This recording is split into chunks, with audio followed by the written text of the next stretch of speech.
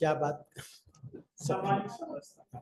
उधर से उम्र से पता नहीं लगता, वो पुरानी पीढ़ी का मास्टर है ना, वो जो एक बार तवा वो आपने देखा हो घूमते हुए, वो रुक जाए तो फिर वहीं से शुरू होता है जहां से वो। तो सामाजिक समरसता का सवाल क्या होगा, मतलब हमें कैसे मिलना है, सामाजिक समरसता क्या हो। ये सवाल पटेल के सामने भी था। पटेल ने ये सवाल पूछा संविधान सभा में कि इस देश के अल्पसंख्यकों का क्या हो। अल्पसंख्यक शब्द अपने आप में बड़ा राजनीतिक शब्द है। हम किसे अल्पसंख्यक कहते हैं, किसको चिन्हित करते हैं, क्योंकि हम लोग जब एक निश्चित तरह के राजनीतिक दर्शन की बात करते हैं तो हम कह देते हैं कि सिख और जैन तो अल्पसंख्यक हैं ही नहीं, वो तो हिंदुत्व का ही अंग है। तो उस राजनीतिक दर्शन में एक ही खलनायक बन के उभरता है। पटेल ने यह सवाल पूछा कि अल्पसंख्यक कौन हो और अल्पसंख्यक को क्या करना हो। और ये सवाल उन्होंने हैदराबाद के मामले में भी पूछा, जूनागढ़ के मामले में भी पूछा और कश्मीर के मामले में भी। और इस सवाल से हम लोगों ने एक बात समझी कि जो एक बड़ा जनमानस है, उस जनमानस की राय को कोई नवाब, कोई राजा दरकिनार नहीं कर सकता। तो चाहे वो जनमानस हैदराबाद का हो, चाहे जूनागढ़ का हो, चाहे कश्मीर का हो, अगर कोई और राजा है तो वो उसको दरकिनार नहीं कर सकता, क्योंकि किसी भी लोकतंत्र में ये जनमानस है जिसके पास ये सत्ता है जो तय करेगा कि उसका भविष्य क्या हो। खैर, तो जब ये सवाल उन पर था तो उन्होंने एक बार साफ तौर पर कहा और चिट्ठी में लिखा। कई बार हम लोगों को ये पढ़ाया जाता है व्हाट्सएप यूनिवर्सिटी पर, तो ये ज्ञान बड़ी तेजी से फैला कि नेहरू और पटेल में बहुत अंतर था और वो दोनों एक दूसरे को बिल्कुल नहीं पसंद करते थे।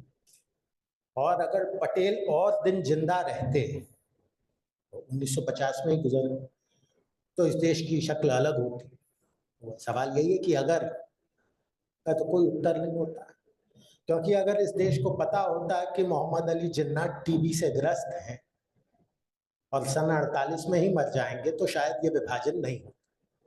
ये हिंदुस्तान का सबसे ढंग से रखा गया राज है जो लोगों को नहीं पता था।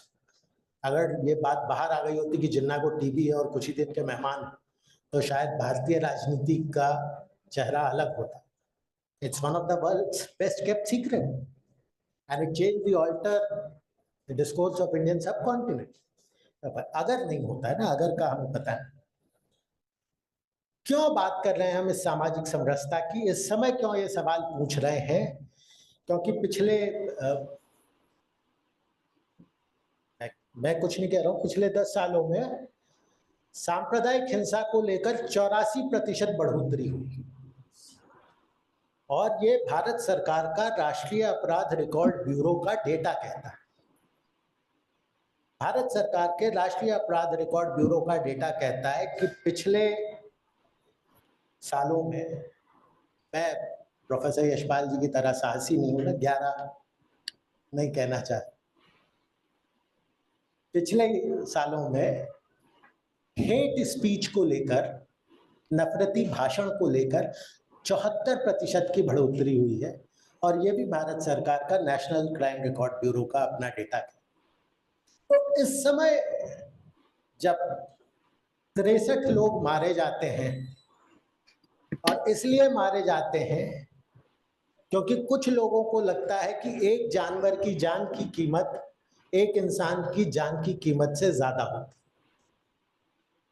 गो रक्षा के नाम पर राजस्थान से लेकर कर्नाटक तक लोगों को मारा गया। मैं ये नहीं कह रहा हूं कि किसी जानवर की जान की कीमत नहीं होती है, पर हमारे आपके पास एक तुलनात्मक विवेचना तो होनी ही चाहिए। एक शब्द है जो मतलब पिछले सालों में हम लोग चाह रहे थे कुछ लोगों के मुखारबिंद से ये शब्द निकले, पर नहीं निकला। मणिपुर में 258 लोग मारे गए। हम उस समय में सामाजिक समरसता की बात कर रहे हैं। तो ये सामाजिक समरसता पटेल ने कैसी सोची थी और पटेल किस तरह की सामाजिक समरसता की बात कर रहे थे, उस दार्शनिक सवाल पर आते हैं कि क्या आटे में नमक जैसे मिलना है या दूध में चीनी की तरह घुलना है? किसका वजूद कितना रहे?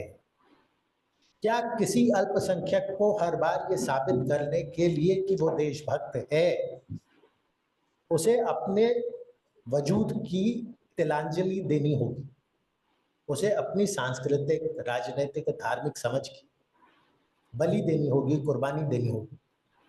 तो पटेल ने ये सवाल हमारे पास छोड़ा था, हमें सोचना चाहिए।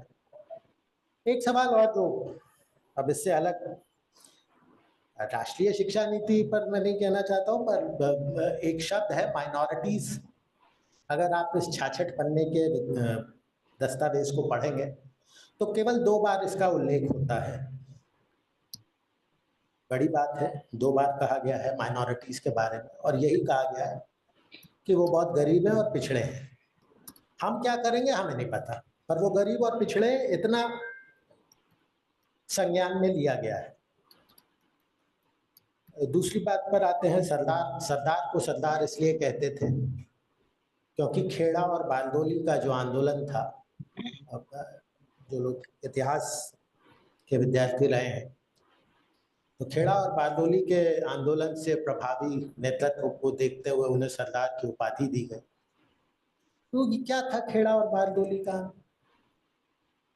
ये भी एक आंदोलन था जो उस आर्थिक असमानता की तरफ संकेत करता,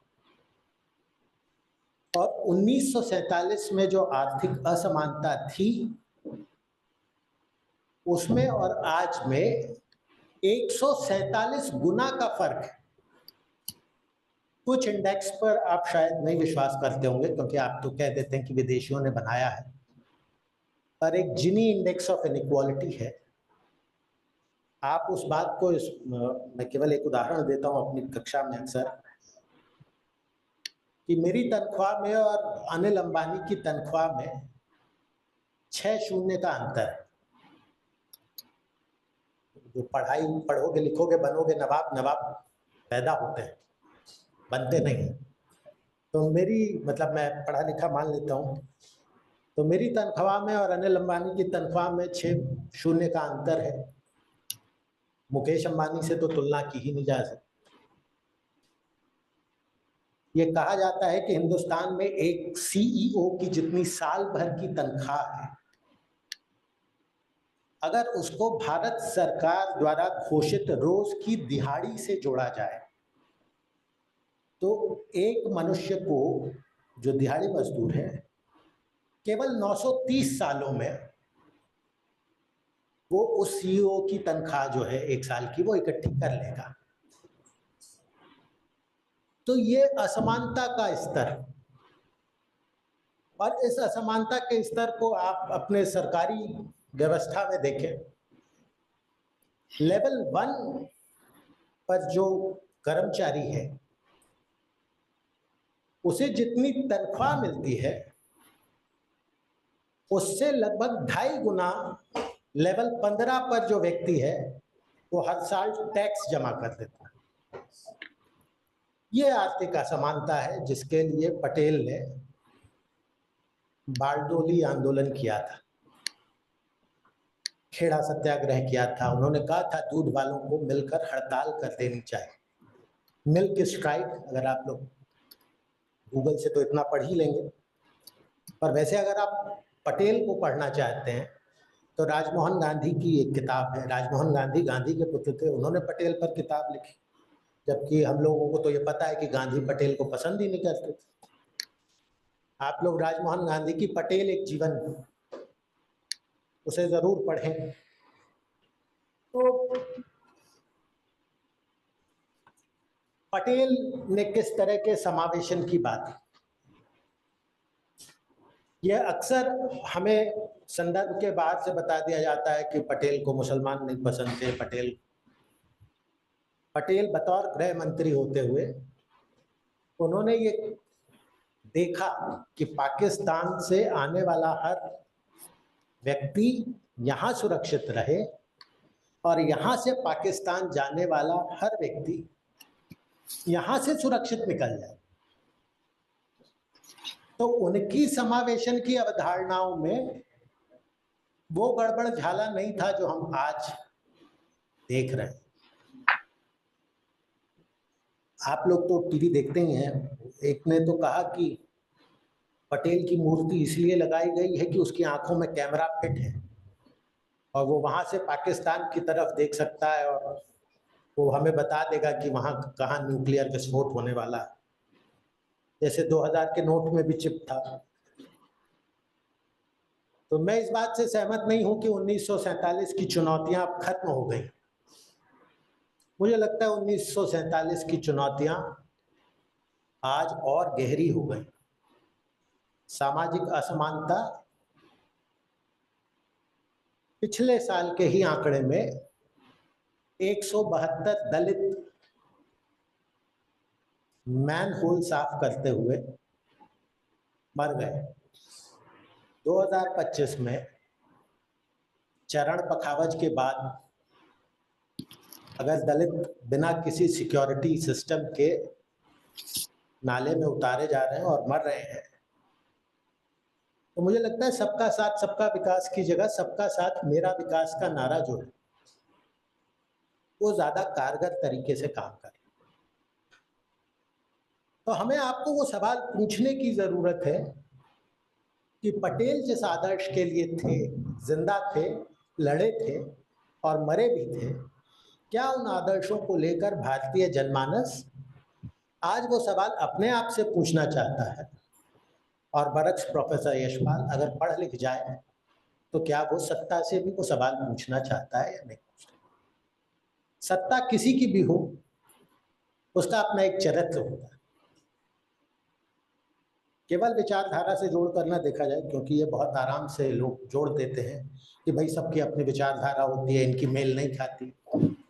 पर मुझे लगता है सत्ता का एक सार्वभौमिक चरित्र होता है और सत्ता के सार्वभौमिक चरित्र को हमें आपको बतौर नागरिक समझना, बतौर शिक्षाविद समझना, बतौर अध्यापक समझना जरूरी है।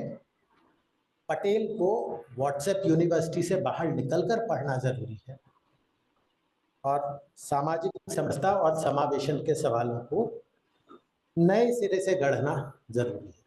धन्यवाद।